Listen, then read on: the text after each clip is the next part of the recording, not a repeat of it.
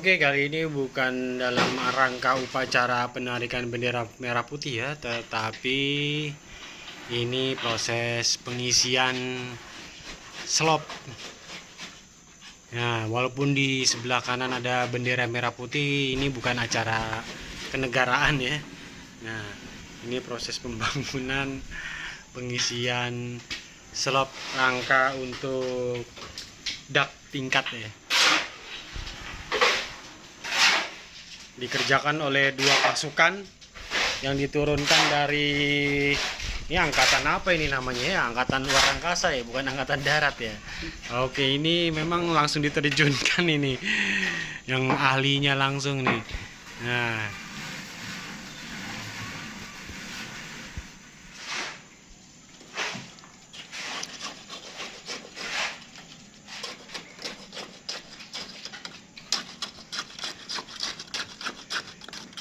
ya, jadi kali ini kita menemukan kasus yang berbeda dari yang lainnya. Jadi kasus kali ini dimana kalau di posisi sini masih ada semacam besi asli dari sini ya, menjulur ke sana. Jadi dia tinggal mengikat di sini. Nah, berbeda yang di posisi daerah sini, kondisinya sudah dicukur habis besi yang dijulur ke arah sini ya. Jadi mau nggak mau ini besi yang di sini dibongkar masuk ke dalam. Jadi harus terikat di dalam sini beton. Nah, ini sempat dibongkar nih sama tukang Pak Sutris, Ade. Nah, ini juga di sini juga sempat dibongkar. Nah, sekarang lagi proses pengisian. Ini dikasih semacam besi menjulur ke atas untuk mengikat wear mesh agar lebih kuat dan terkunci ya. Karena apabila tidak dikasih semacam kuncian, berpotensi bergeser yang bisa menimbulkan rawan retakan.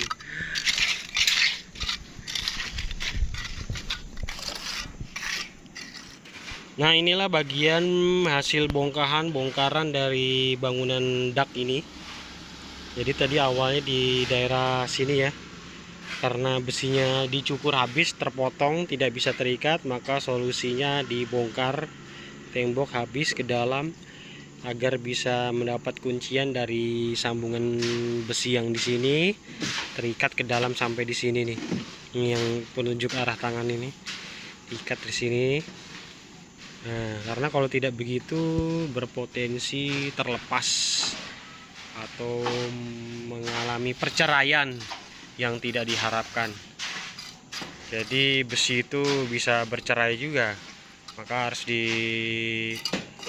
diperkuat akadnya ya, agar dia langgeng terus antara dak yang bagian kiri dan bagian dak kanan, sehingga menciptakan kehidupan dak yang sakinah mawadah warahmah.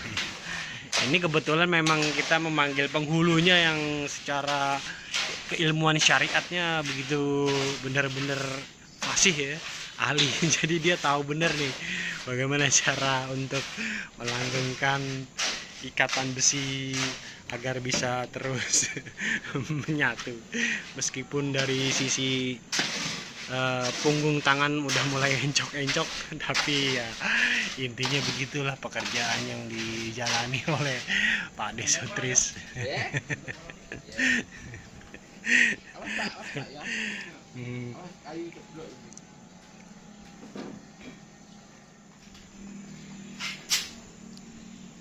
Jadi sang arsitek dan ahli teknik sipil ini memang dikenal pendiam ya saat di syuting video.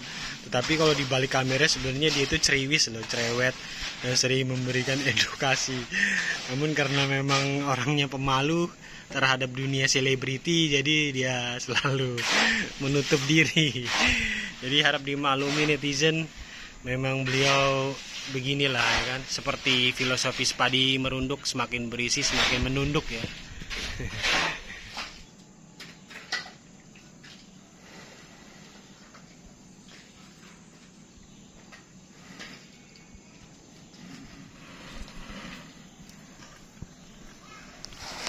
Nah, ini dia proses pengisian dari bawah ke atas menggunakan tali tambang tebal ya, dan wadahnya ember kecil yang harganya 15.000, lalu diisi di dalam rangka yang sudah dibuat oleh Pak Sutris dengan strategi konsep besinya 4 jari ya. Pada umumnya atau pada standarnya dia menggunakan pola 3-3, tapi kali ini polanya pola 4-4, dan dari ringnya sendiri jaraknya dekat-dekat, dengan tujuan ini slop betonnya bisa kokoh, tidak mudah reot dan menggelombang ya. Dengan kondisi seperti ini diharapkan beton yang sudah terisi campuran semen koral dan pasir bisa mengeras seperti layaknya besi ya.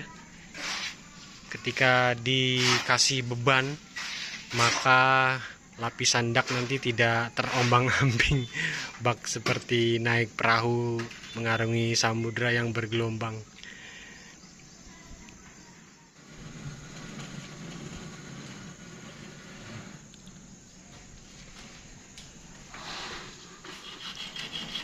Jadi setelah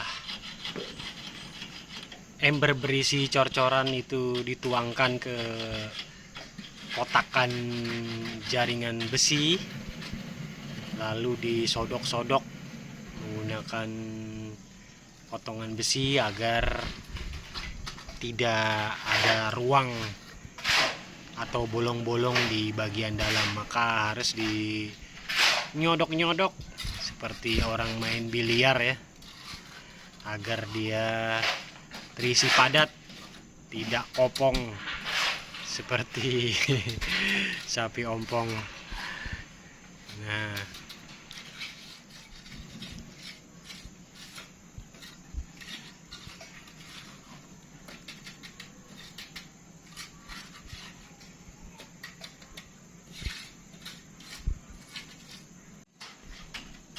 Gala Puncak Balikpapan dipayungi awan mendung, sempat pada jam 7 pagi diguyur hujan lumayan deras dengan intensitas yang rendah ya, hanya berdurasi sekitar 10 menit mendapatkan berkah air hujan.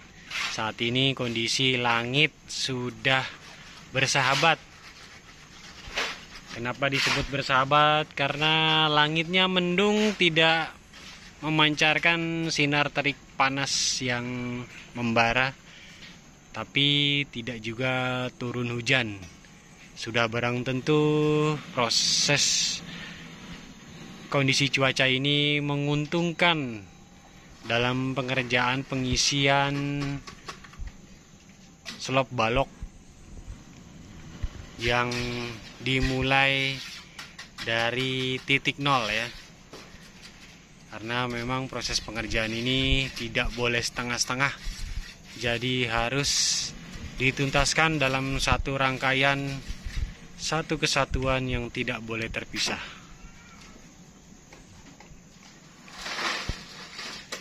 Room Tour Gala Puncak Balikpapan, Kalimantan Timur. Kali ini proses pengisian cor pada bak gesting yang tidak memiliki ikatan besi dengan bangunan sebelahnya. Tapi tenang, ada solusinya nih. Tembok dibobok hingga ke dalam mencari besi tulangan yang sudah tercor, untuk kemudian disambung dengan besi tulangan rakitan yang lebih panjang yang ada dalam bak gesting yang baru saja dibuat. Kata bak gesting sendiri diserap dari bahasa Belanda. Begesting secara harfiah berarti pembuatan peti atau pemasangan papan pelapis. Dalam literatur teknik sipil internasional atau bahasa Inggris lah ya, istilah ini lebih umum dikenal sebagai formwork. Nah, begesting berfungsi seperti cetakan kue tuh untuk beton. Nah, backcasting untuk memastikan beton yang dituang cair akan mengikuti bentuk yang diinginkan, baik itu berupa kolom atau tiang, balok beton. Nah, tanpa backcasting, beton tidak akan memiliki bentuk yang teratur dan rapi. Kali ini backcasting dibuat untuk dak hunian Gala Puncak. Backcasting untuk membentuk beton penahan dak lantai. Tentu saja nih, dak lantai yang baik memerlukan kepadatan yang tinggi. Backcasting harus dipasang rapat agar air semen tidak bocor atau menetes keluar melalui celah-celah papan. Andai banyak air semen yang keluar, wah, beton akan menjadi kropos dan kekuatannya berkurang drastis. Meskipun begitu, proses perataan tetap dilakukan agar dia sejajar dengan kaso ya, kayu balok. Jadi biar terlihat kotak berisi. Nah, ini sedang dilakukan proses finalisasi perataan isian cor-coran dengan kaso balok kanan kiri ya.